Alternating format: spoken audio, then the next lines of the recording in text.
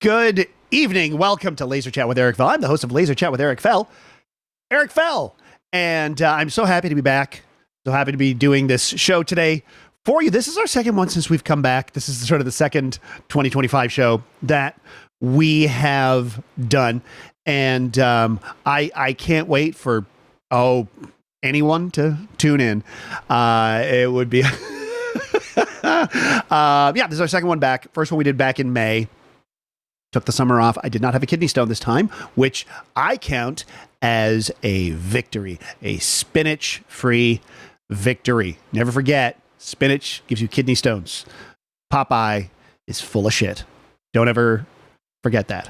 I don't have a lot to say about what I did this week because normally, of course, on Morning Chit, every Thursday morning at 9 Pacific, that's where we talk about the stuff I did all week. So if I was to say, what's up, me?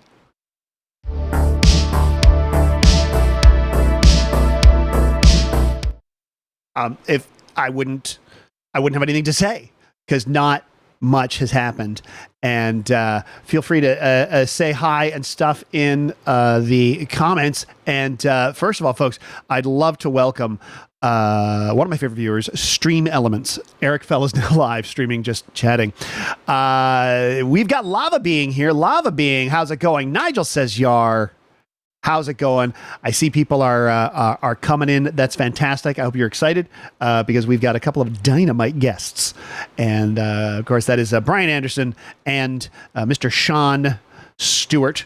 You can see, people are excited. Nigel says, Yar. Says woo.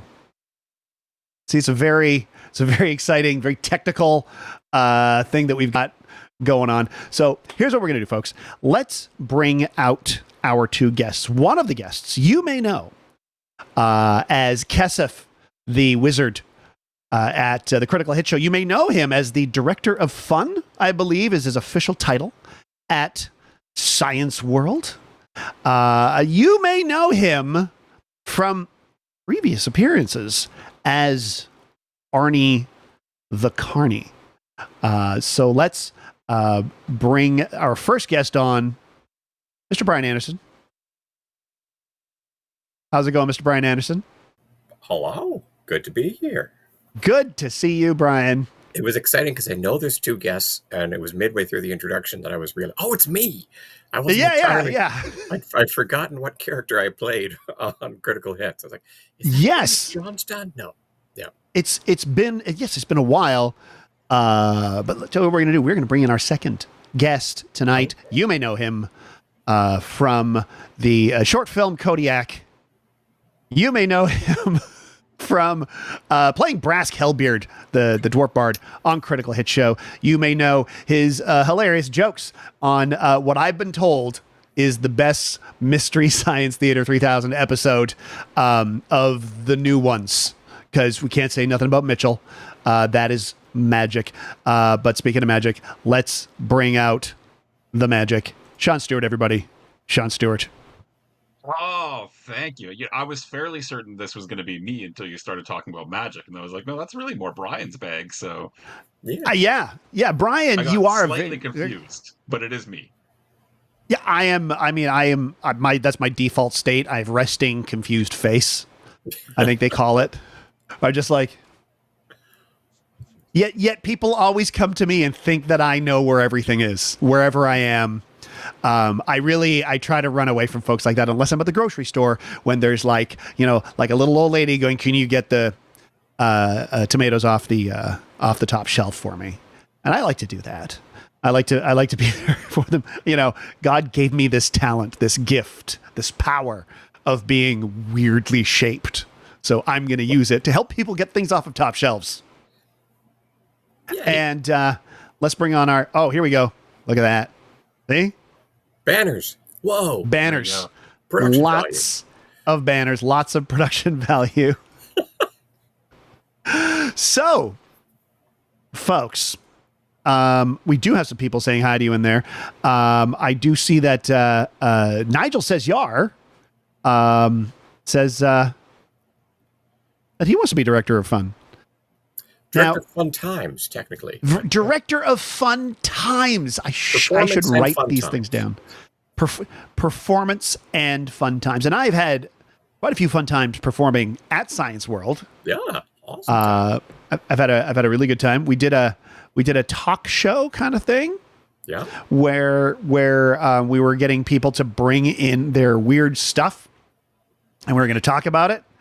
And then something got lost in the communications, and nobody was asked to actually bring in stuff. And so what was going on. No one knew what was going on, and it was great because they're just like, "Yeah, we got some shit in our pockets. I don't know. Here you go." And then you turned it into just an incredibly entertaining evening where I was just sort of kind of giggling the whole way through. Are there separate directors of fun places, directors of fun people? No, we don't get all dimensional like that, really. It's, No, there's no fun space, fun time, fun depth. I'm the only specifically fun-based one, and it's always landed with me is this job security or not? Like, does this seem kind of whimsical? And, if we got to start cutting somewhere, well, this just, we need somebody to run the lights, but then on the flip side, oh, sure, the first thing you cut is the fun. No one's going to go for that. So, yeah, I feel like that job title has guaranteed you some sort of staying power there. What else guarantees you staying power there is that shirt, Brian Anderson. Tipperoni is a big fan of Brian's shirt. For those of you who don't know, Tipperoni is, of course, Katie, who's just over there in the other room. Yeah. So I got to say, this is the number 2 shirt I get the most compliments for. You said it's the number 2 shirt you get the compliments on. I have my number 1 shirt is actually close to what you're wearing now, Eric. It's a black shirt with dinosaur skeletons on it. And strangers will walk up to me on the street. They just think it's the greatest thing. And full credit to my lovely bride who buys all these things for me because I have no skills in that area at all. Oh, yeah. This is like online. This is online shopping. It's like, it's an extra large. Yeah, it's 100% cotton. It hides sweat stains. I'm buying it. That's my summer shirt.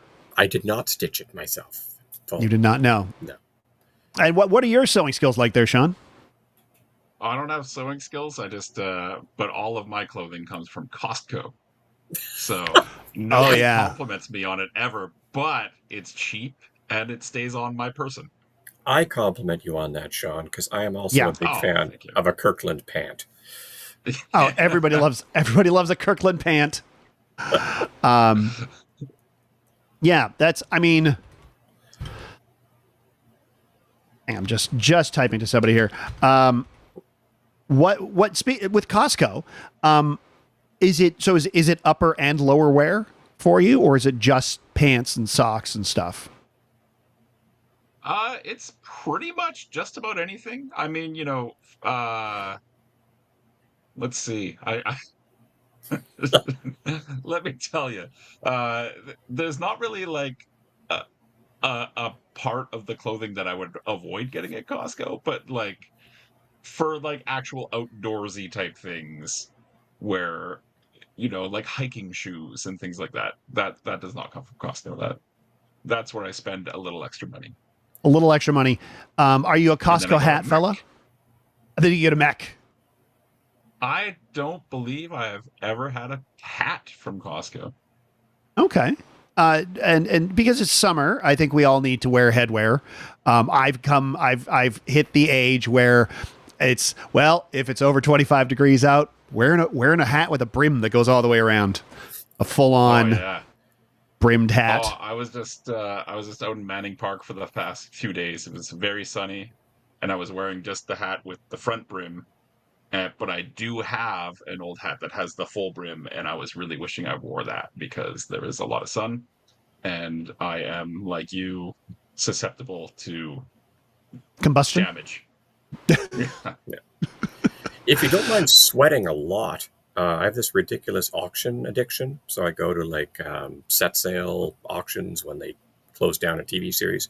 Anyway, a long way of saying I have 15 fedoras at my house if anybody needs one ever. But, oh, do we have the same size head, Brian? I'm a pretty sizable head, I go back to Brent Butt, comedian, had the wonderful bit there that, you have a large head if you've ever felt the urge to measure how large your head is. That's usually a good sign. Yes. Yeah, I have a big, I'm in proportion. You are to scale.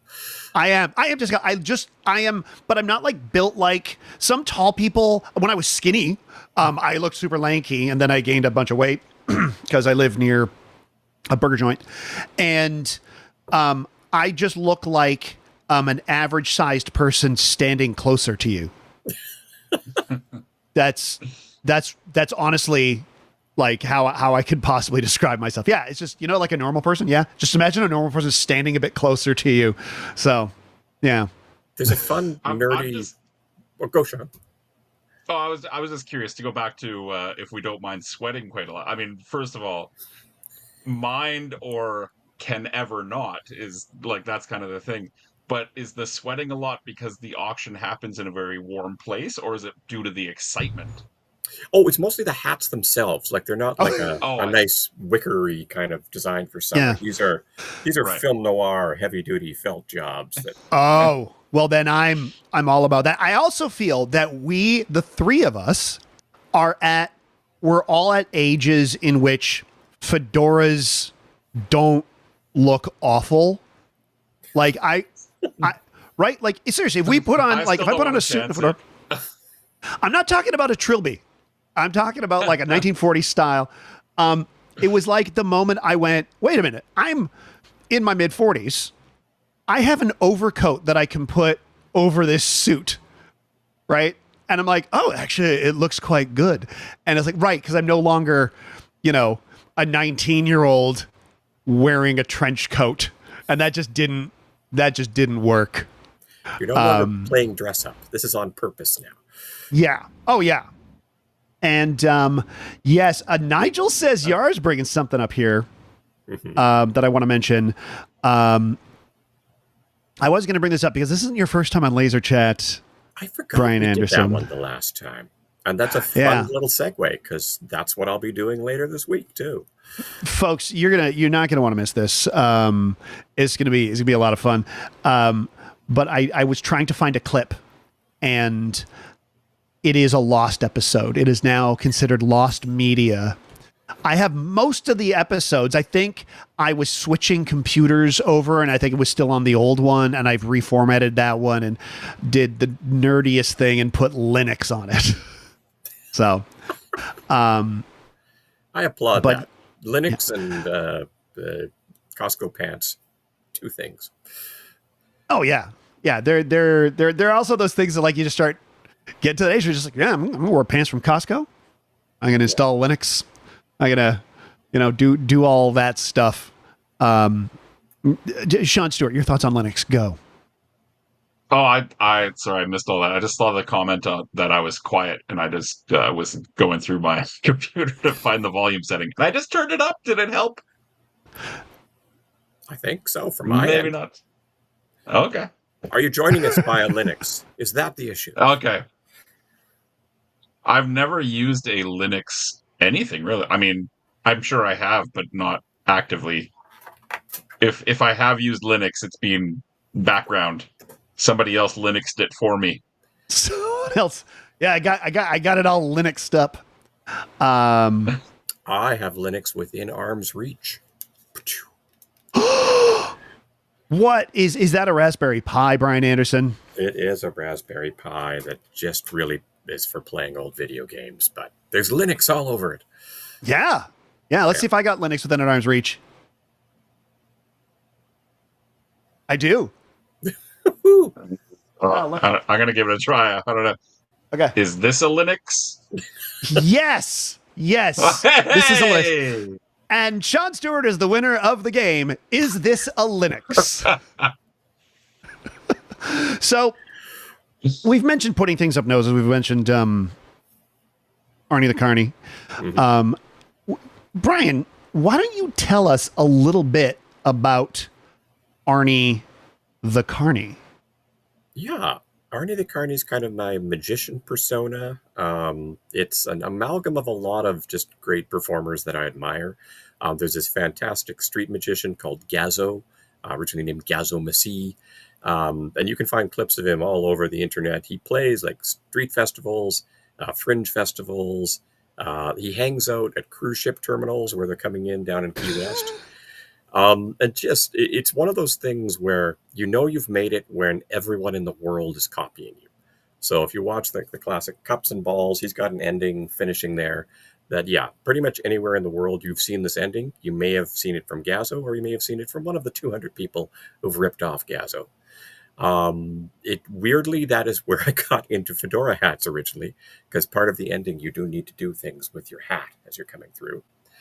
Sorry, go, Eric.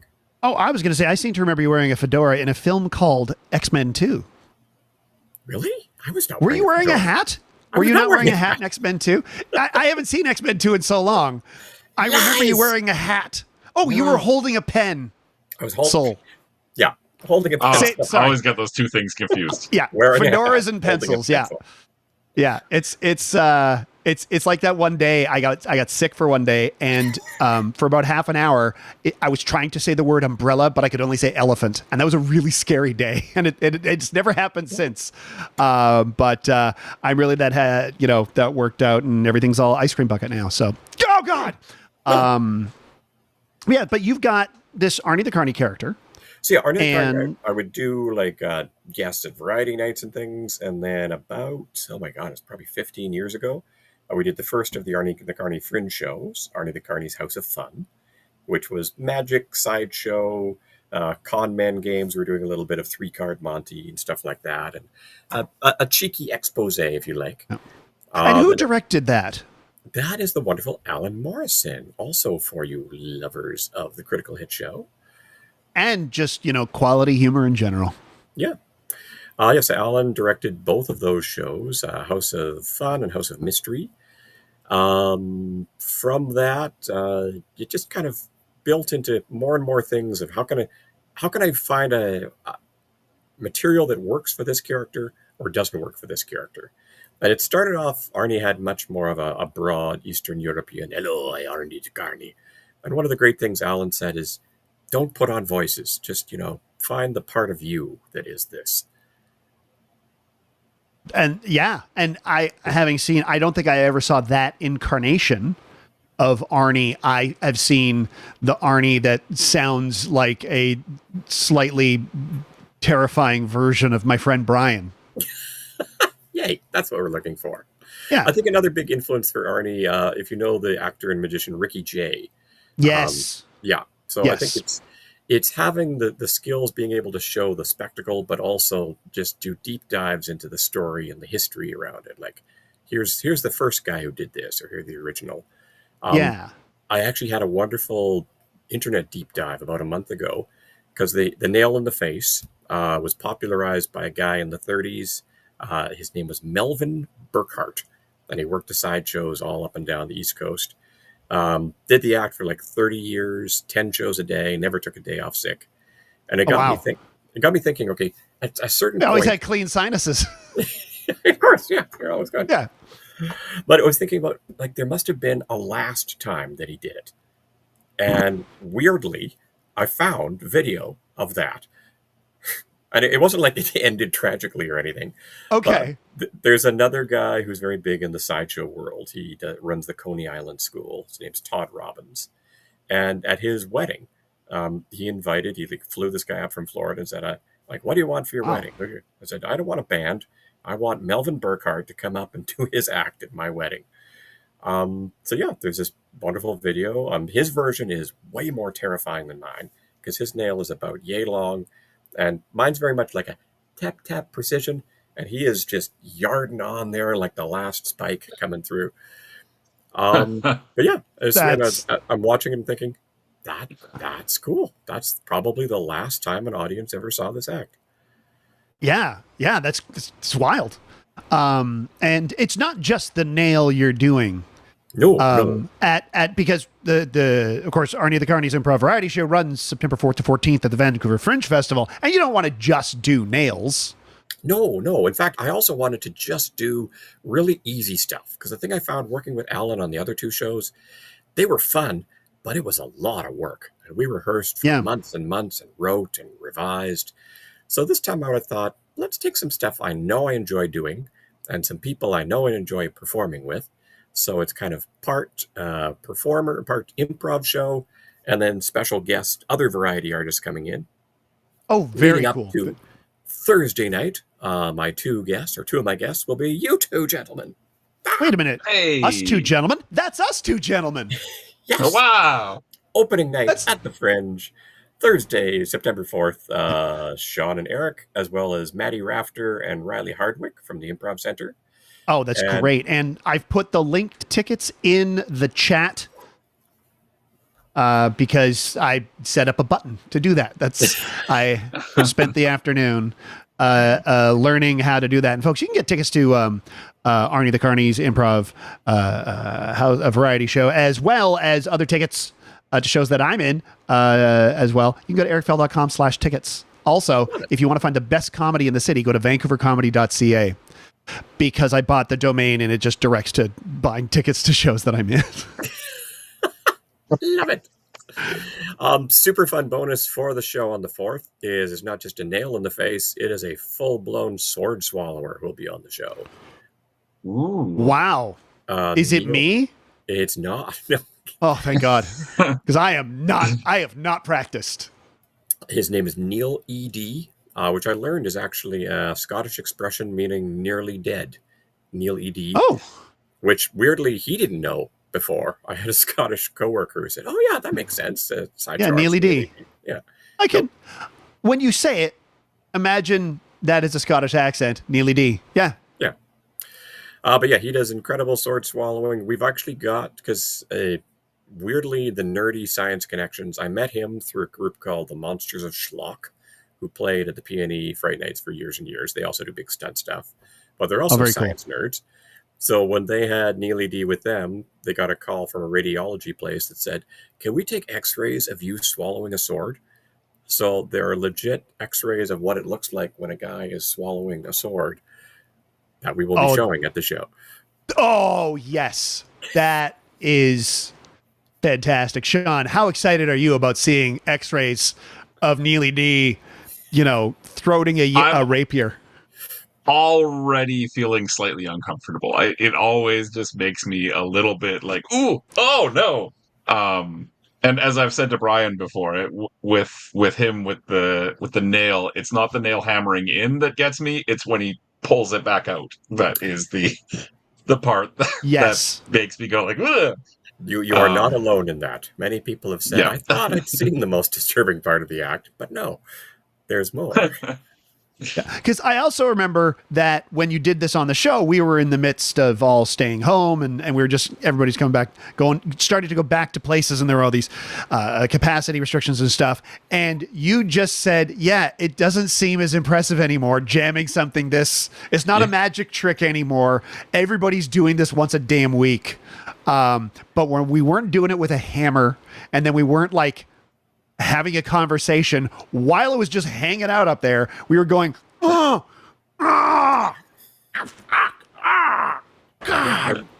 really thought COVID would kill that act entirely, but if anything, I think people enjoy it more because they know what's involved. Yeah, it's now weirdly relatable, I think, is that they were like, oh yeah, been there, shoved that. Yep. We have a question from Tipperoonie. What separates a bad sword swallower from an incredible sword swallower?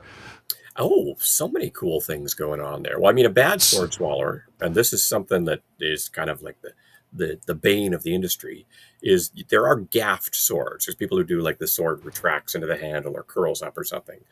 And yeah, that gives sword swallowing a bad name generally. So it's funny. Neil now, as part of his act, there's a lot of debunking and just proving that, yeah, this is for real going in. This is not a fake thing. Other ways you separate, from my understanding, it's the length of the sword that you're able to do. Oh, wow. And in particular, the width of the sword that you're able to do. A couple of things that make Neil quite spectacular or renowned. He can do a wavy sword. So it's kind of like a sine wave going down. So as it's going down, you can see the sides of the throat kind of going. Bang, bang, bang, bang, bang. I cannot wait till Thursday. I am so excited. Folks, you need to come see Arnie the Carnie's Improv Variety Show on Thursday. It is, I am getting like seriously, genuinely, like, I can't wait to see this, and I can't wait to see Shaun's reactions, because one of my favorite things to do is to watch people watching the thing. I saw an act one time, and it was a fella who would bring up audience members and let them staple money to him, and there was a bit where he decided that, you know, depending on like the amount of currency, right, 5s and 10s and whatever, and then you know, the big bills. You guessed it. So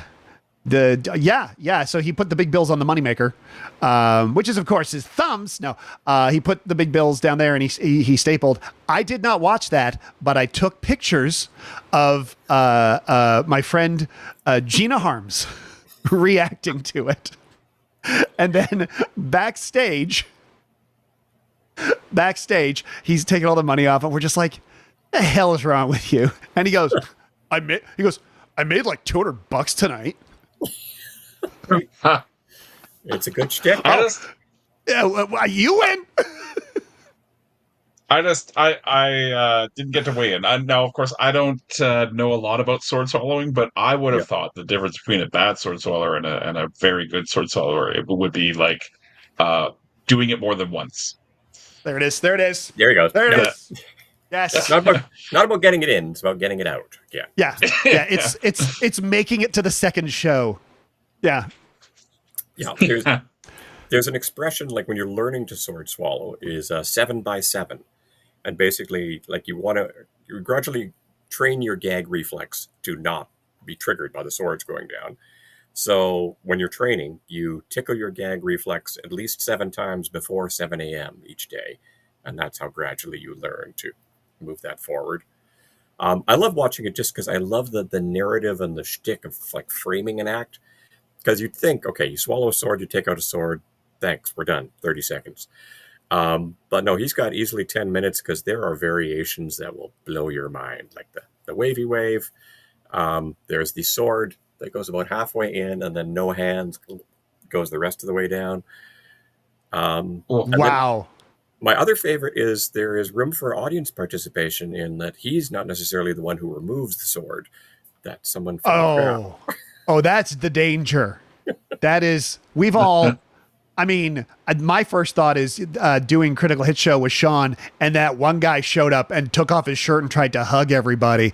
I'm just imagining that guy getting a sword, trying to get it, like, yeah, just pull it out of the Neely D. Yeah. Man, how much are we going to talk about Alan Morrison tonight? Jeez. Was Alan here all over? Alan's away currently. But he'll be back because tomorrow school starts. Yeah. And as we all know, educators got to get back to work. Speaking of educators, Shaun, you're an educator. Are you excited to get back to teaching school tomorrow? Excited? I don't know. I mean, you know, it's going to happen.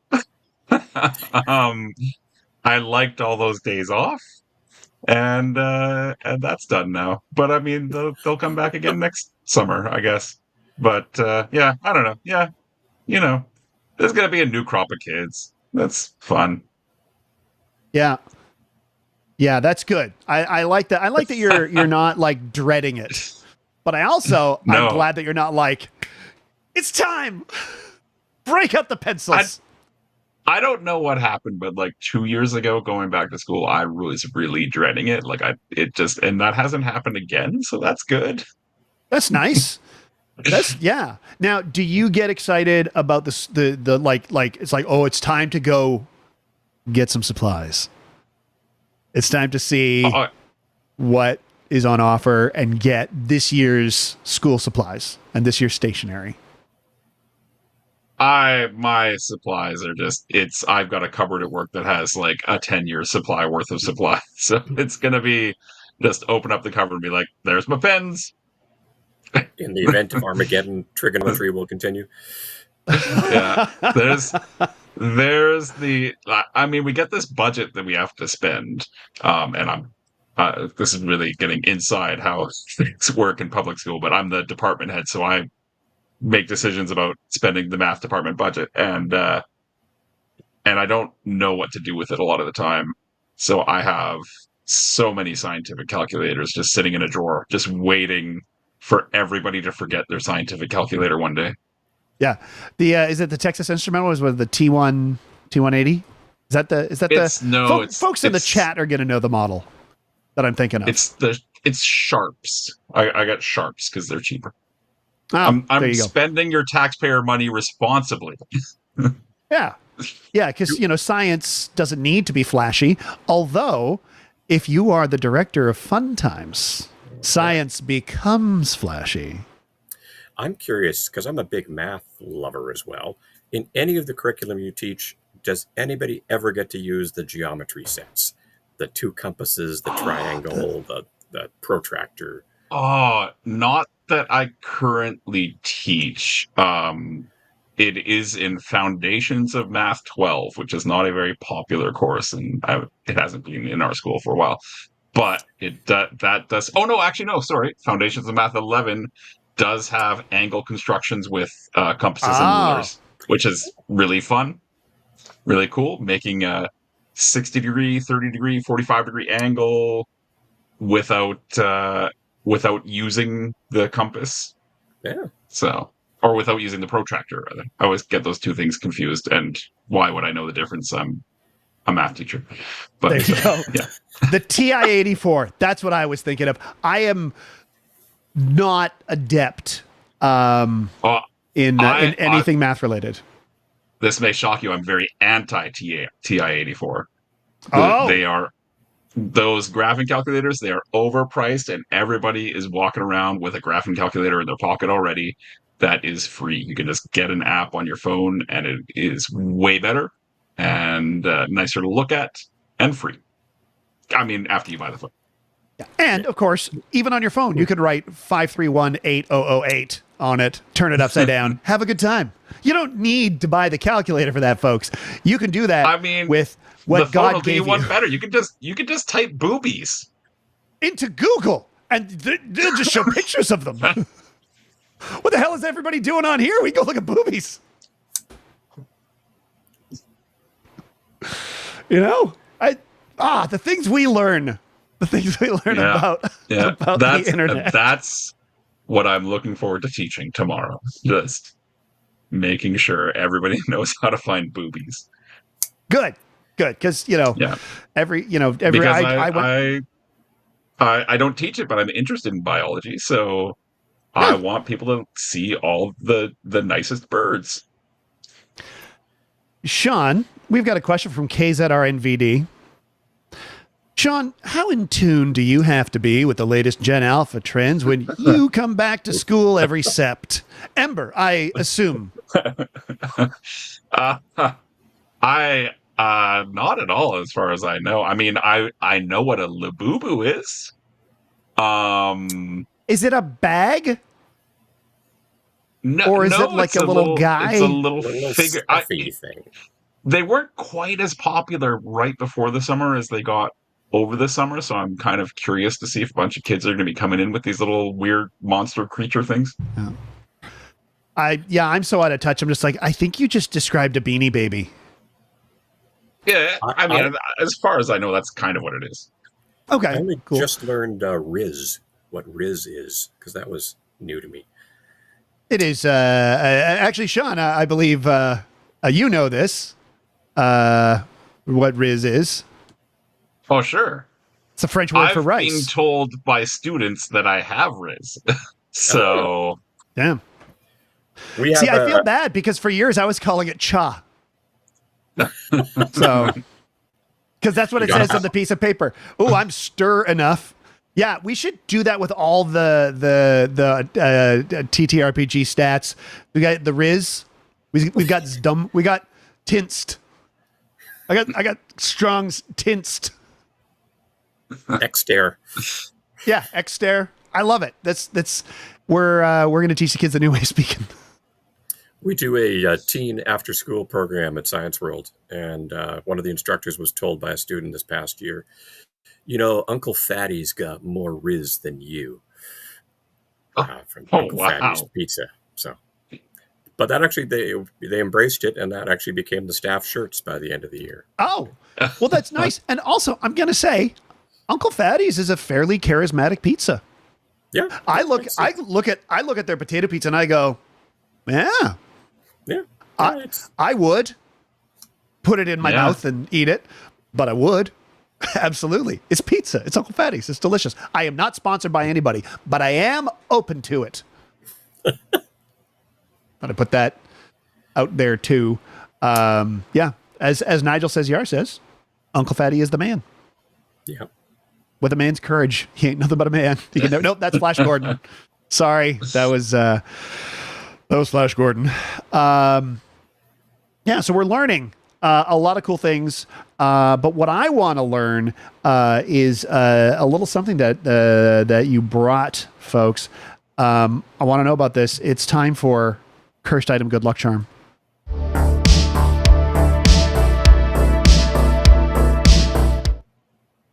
All right. Cursed Item Good Luck Charm. How this works, folks, is each of our guests have brought something with them to where they are, usually at their home, so it's a little bit easier. And they're just going to show it off, and we're going to talk about it. It can either be a cursed item or a good luck charm. It's not for me or anyone to determine whether it's a curse or a good luck charm. That's really up to the fates to decide. Shaun Stewart, we'll start with you. What is your cursed item, good luck charm? I'm going to take one earphone out and see if I can hear when I do this. But this is my backpack. This is a backpack I've had for like 20 years. Yeah. I can't hear it right now. Don't tell me there's a dog in there. It's well, there was yesterday. Ooh, we should go to Brian's. No. So in this backpack, I have an Apple iTag, and as I mentioned to you, Eric, I recently switched back to an Android device. And so my Apple iTag in the backpack keeps making noises at me now. And I was like, well, I can't check. Like, it's not really of any use to me anymore because it is locked to their own proprietary network or whatever. So you cannot check your location of your thing unless you have an Apple device. So I was like, oh, like maybe it's just low on batteries. It's trying to let me know of that. And then, as I said, this past few days, I went to Manning Park. I took this backpack with me. It was making noises at me. And my new phone came up with a message saying, somebody is tracking your location with an Apple device.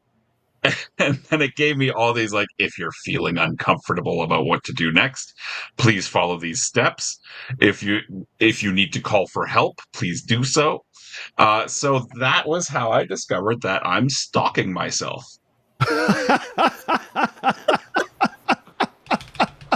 And so I would say this lands under the heading of cursed item. Yeah, absolutely. Absolutely. That is definitely a cursed item. Are you able to track yourself through the Android, or like where is the tracking coming from? But I think it just recognizes, because I don't really know how these things work. Like, it just sends out a signal and then pings back to get locations. And so I guess what I'm learning is that the iTag, even though it doesn't let you track it from anything but an Apple, it does use other devices to find its location. Okay. I guess so. It keeps getting pinged by something, and it goes, "Hey, this isn't you because you're not using an Apple device. Therefore, somebody's following you. Somebody's up to no good." Yeah. Yeah. We've got another. I was gonna say we got another question here. It was just a laughing emoji. So let's see if that comes up. Laughing emoji. Yar. There it is from Nigel Says Yar. Nigel Says Yar actually was at the very first Critical Hit show.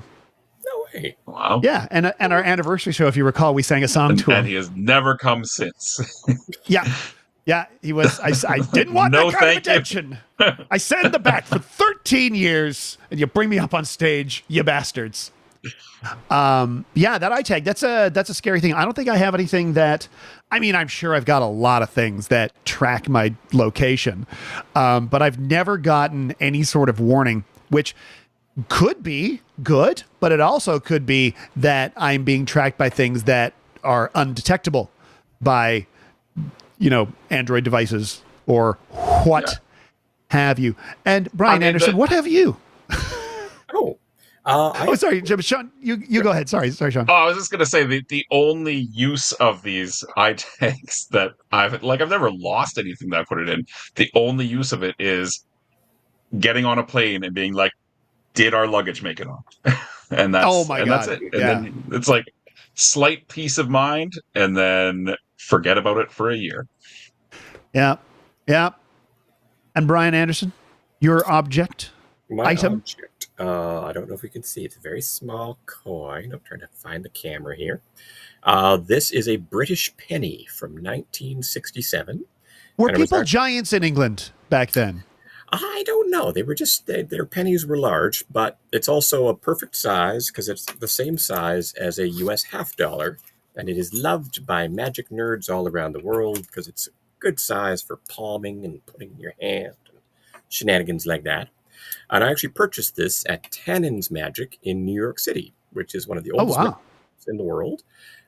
It's this funny little thing. If you're walking near the Empire State Building across the street, you go into this office building, you're up on the 6th floor, and you're like, is there a magic shop? It's really just feels like accountant, and suddenly you open this little door, and whoa, you're in this domain where there's all these books and hanging things. And yeah, I haven't had this quite as long as Sean's backpack, but I was doing a show in New York in 2006 and went to Tannen's and picked this up.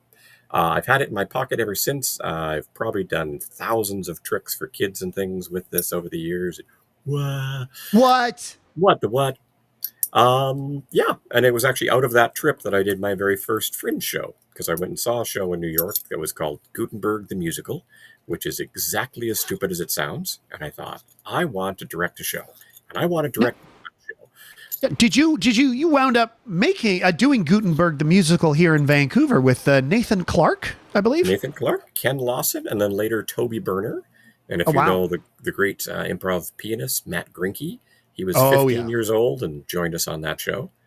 But yeah, it was the most ridiculous thing too, because I do a little bit of improv with this group on Granville Island, but I'm going to write to the William Morris Agency in New York. We're interested in producing your show. And they took me seriously and sent me all the stuff and everything. And it was the first ever international production of that show at the Vancouver that's very Fringe cool. In 2008.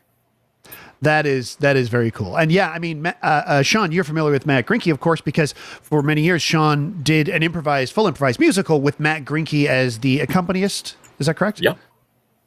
That's true. In fact, the September 14th improv variety show is going to be all the casts of Gutenberg the Musical with Matt Grinke there. So full on reunion. Yeah. That's great. So folks, don't forget, you've heard what's happening September 14th. So September 4th is the night to come. But if you can't make it September 4th, you're going to have some incredibly talented people up. I mean, it's going to be incredibly talented people every night, but September 14th, it's people that we know, that we can vouch for as being incredibly talented, wonderful human beings. I think Alan Morrison is on the 11th as well. So we're just covering all not that guy. Oh, and never forget Barbara Beal on the 13th, doing a little Barbara bit of Beal on the Yeah. That's very cool. Barbara, of course, does the occasional poi at Critical Hit. Brian, we have a question for you. Brian, where did you learn magic? I tried to find classes in the Metro Van, I assume Vancouver area, and could not find any. Really, Katie was looking at magic stuff, huh? That's cool. I didn't know that. I mean, I'm very much learned it on the street, but no, learned it in the library. 793.8. If you ever want to learn magic, go to that Dewey Decimal. 793.8. Over the years, like I would videotape things and just watch it over and over and over again in my little analytical brain. And then later in life, I was fortunate enough to connect with some different magic organizations in town. And they do lectures from time to time, like 4 or 5 times a year. They'll actually bring in a guest magician. And it's the funny thing, because I mean, the whole mystique is they never reveal their secrets except other magicians and except the people who are paying them for the secrets there. Yep. So they will happily share things. Related to that, though, classes and things, I would say check with Hidden Wonders, which is this beautiful magic theater in New Westminster. Sean Farquhar runs that one. I'm familiar with that name. Yeah, now, is he one of the fellows who fooled Penn and Teller in that show where you're supposed to fool Penn and Teller? I forget the name. Fooled them twice. He is one of the few people who has been addressed by Penn Jillette as a rat bastard for just how well he has fooled them. But yeah, they have a whole crew there, the Cabaret of Wonders, and I'm pretty sure they do some instruction there. You can look for Alex Zander. I'm pretty sure Rob Teschka does some instruction. And who is the other one I'm thinking of? Oh, Travis Bernhardt, I think, does some private classes on the side as well. So. Oh, that's great, folks. If you ever get a chance to see Travis is very funny. Phenomenal. Very exceptional magician, very funny fellow. Yeah. Yeah.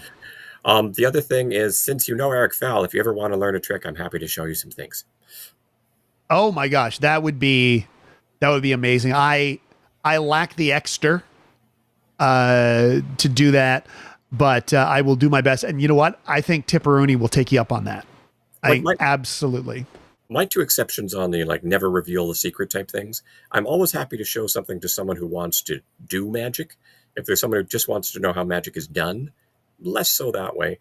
My other favorite quote on that is that we don't keep secrets from you. We keep secrets for you.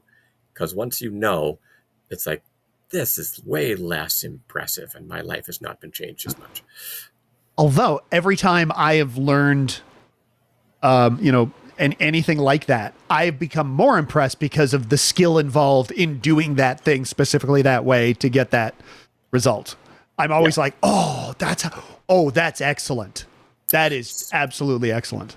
Speaking of fool us, if you really just want that excellent moment, realistically for Penn and Teller, they always get scared when a Spanish magician is on, because the Spanish folks just are a cut above everyone else. There's a gentleman named Danny de Ortiz. He was on Penn and Teller Fool Us, weirdly, with Donny Osmond as their special guest that day. But what Danny does will just, anything you know about magic, he just takes it a skill further. He doesn't do sleight of hand, he does sleight of human. Like, he can manipulate people's attention, people's psychology. If you watch Danny de Ortiz on Fool Us, your jaw will be down for about a day. Oh, that's awesome, folks. We need to type that into my computer right now, just so I have something to go look at later. Yeah. Well, I'm going to give you something to look at right now. I thought we could take a look at maybe like a commercial or a couple of bits of a training video. I thought might be fun. Let's see what the first thing is on the menu today. Because you were talking about your jaw. Well, you were talking about your jaw being on the floor, and as gravity has taken hold of my face and pulling it down all the time. So I was thinking maybe we could learn a thing or two here. Let's take a peek. And feel free to chat. This is not quiet time. In fact, why don't we do this together? I've seen this before, but it was quiet time when I did. It was quiet time. Yes, I was okay with playing it again. Here we go. Here it comes. Oh, they know me. Shape your mouth into an O and press your tongue into your cheek, resisting with your cheek muscle. We will do 20 on each side. Try to keep a little smile upwards. If you're not smiling when you're doing this, you're not really doing it. Resist. Hope you're doing this at home, folks.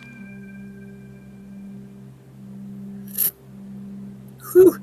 Shape your mouth into an O and resist. Should I the also pressure take of my your shirt tongue off? into your cheek Oh, muscle. I'm getting tired already. Oh. Resist. Aim at the different parts of your cheek. 19, 20. Oh, I've been aiming at one part of my cheek like a sucker. I I'm feel doing Yeah. it. my cheeks aren't getting stronger, but my tongue is invulnerable now. So are we feeling younger? Are we feeling more taut-faced? I think my sagging cheeks are better, but my double chin has not improved at all. Well, I'll tell you what. There's also a solution to firm and smooth a crepey neck.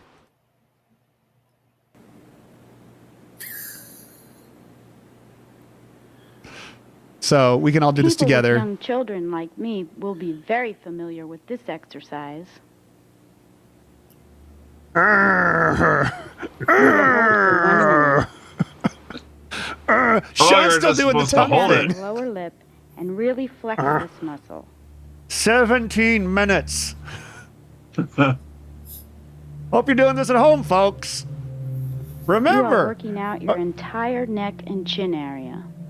This is more than 20. What if I want a crepey neck? That sounds good. Just a little Yeah. strawberries and whipped cream. yeah, I've got a pancake butt. Why can't I have a crepey neck? I would move the E. Yeah. Let's that we how are we feeling about this? Brain We good? something. Yeah. I also, like, while I was doing this, I did put something in the chat there. Folks, if you're in a position to help the channel, you can support it and me at coffee.com/Eric Fell, where we can make exciting things like this, like solving crepey neck, happen from viewers like you. Oh my goodness. That almost sounds like it's time for a PBS special. Let's watch a PBS commercial for an old 90s mystery show, which I love this. Here we go. This program was made possible by a grant from the National Endowment for the Humanities.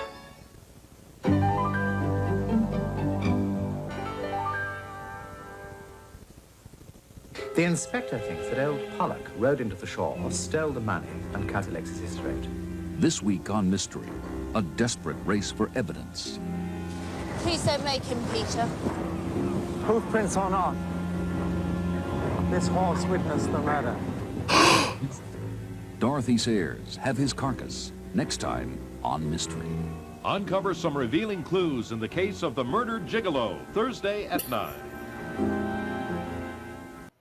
Who doesn't murdered want- gigolo and the horse witness? Yeah, who doesn't want to watch the murder of Jiggle the Horse Witness? Get that horse on the polygraph.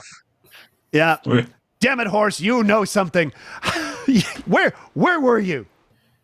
I only know a He's quarter just of what hitting you're his looking hoof for. he's just hitting his hoof on stuff and wanting sugar cubes. That's the detective. I don't know.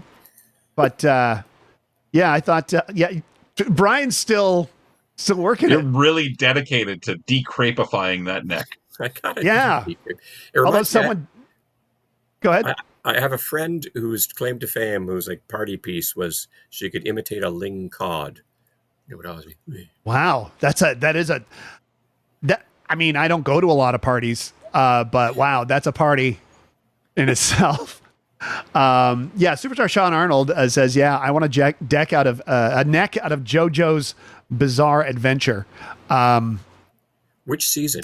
My family's very big into JoJo, but I don't know. Really? I was about to say I don't know what that is. Is it a Labubu? It is no. It is both an anime. Is it a Linux? Oh, JoJo-based Linux. That would be pretty sweet. So it's an anime? It's an anime and a manga. It's a manga, I think, first, and then an anime. Or I gotcha. It's okay. Well, that's cool. Now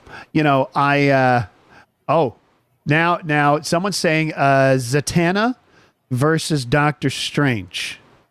I don't know in what context you want. Like, are they better at pottery? hiking, or magic. Are you familiar with both Zatanna and Doctor Strange?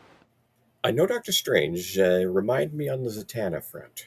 Zatanna, imagine if Doctor Strange was a lady in like a tuxedo top and fishnets and a hat. So she's dressed like Marlena Dietrich. Okay. In those old, right? Or like the Hochtaler commercials from the early 80s. But she does magic, and she the way that they show that she does spells is she says what she wants to do, and it's just written backwards.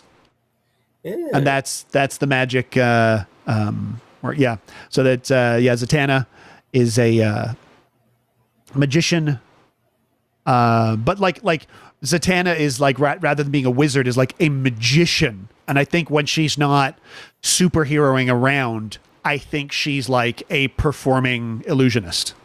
I'm going to go on the Zatanna front too, just because it reminds me of Mandrake, who is Mandrake. Vancouver. I know his horn. Yeah.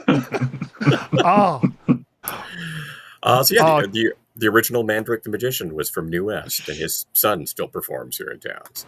Yeah, I believe either Mandrake or son of Mandrake, who's I guess also Mandrake, lived in Delta for a while, which I thought was really cool. And one of the first things that Shaun and I ever riffed was a Mandrake short that we riffed it at Shavana. Back. Yeah, this is way back. This is 2008, 2009. And we had a heck of a time because in this, Mandrake's got a little kid sidekick, and you hear this honk, and the little kid just goes, "Mandrake!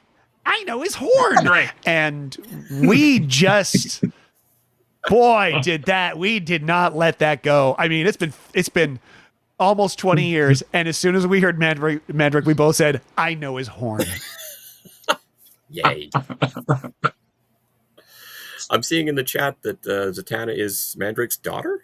So. It is. There's a Mandrake-like character named Zatara, who I believe is Zatanna's kid. But Mandrake appears in Defenders of the Earth, which is a cartoon where Mandrake, the Phantom, and Flash Gordon are like a super team, and they fight, space aliens.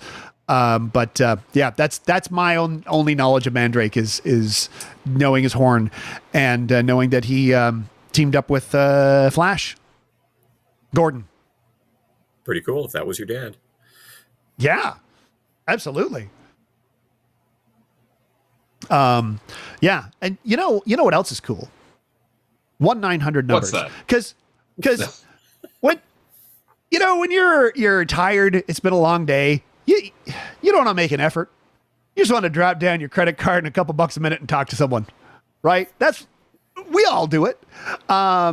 So let's take a look at that. I would say it's from a while ago.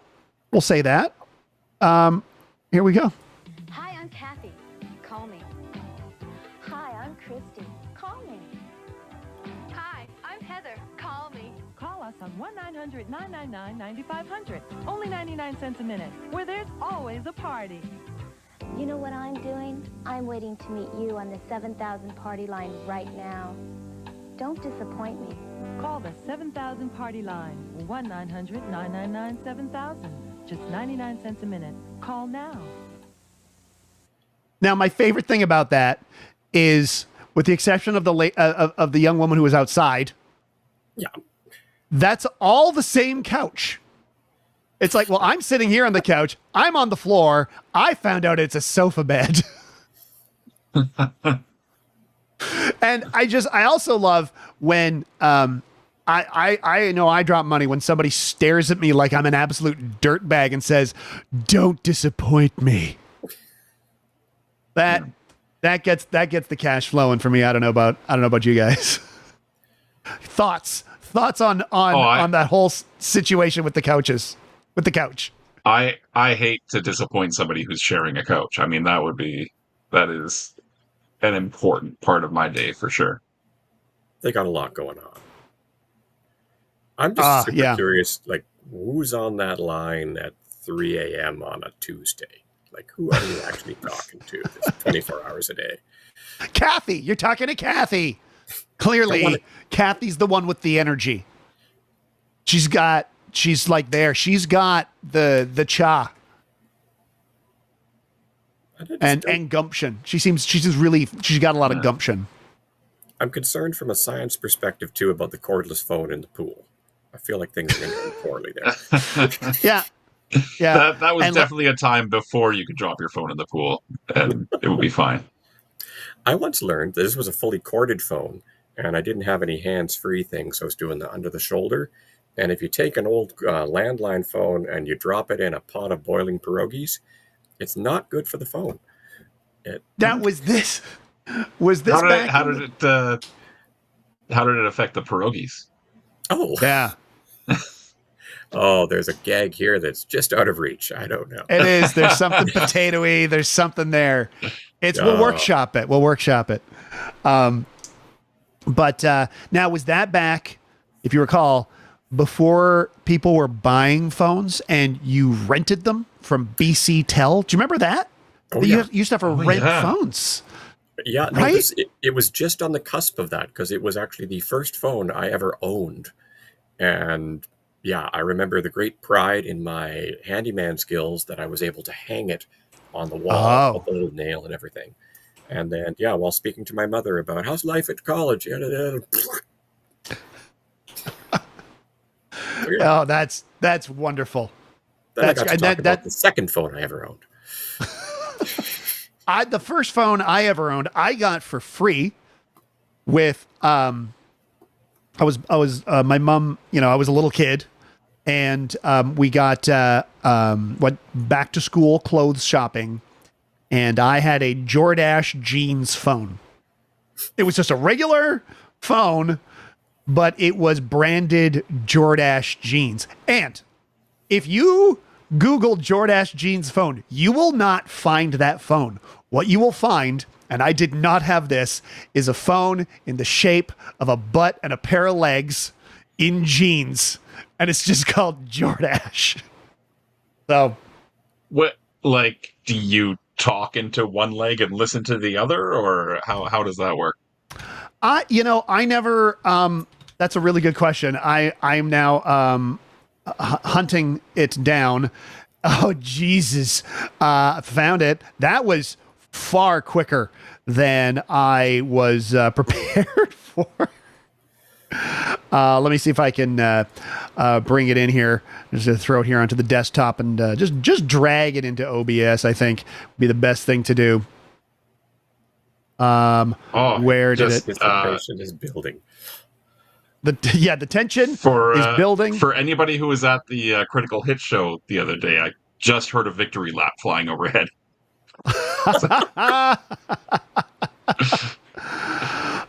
So here, let me zoom in. Let me just spotlight up in the disembodied torso area. The buttons are in the butt. I think you actually listen where the butt is and you talk into the back of the knees. I think that's what happens. I'm not 100% sure how this works. The knee down feels like a lot of wasted real estate, really. Like the phone's just bigger than it needs to be. It really, its existence is more than it needs to be. It does not need to exist.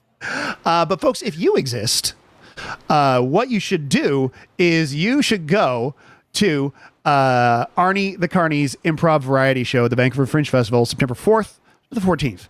And if you go on the 4th, you will see Mr. Shaun Stewart and Mr. Eric Fell. And I will be doing improv, and I've not done classic improv games in at least 10 years.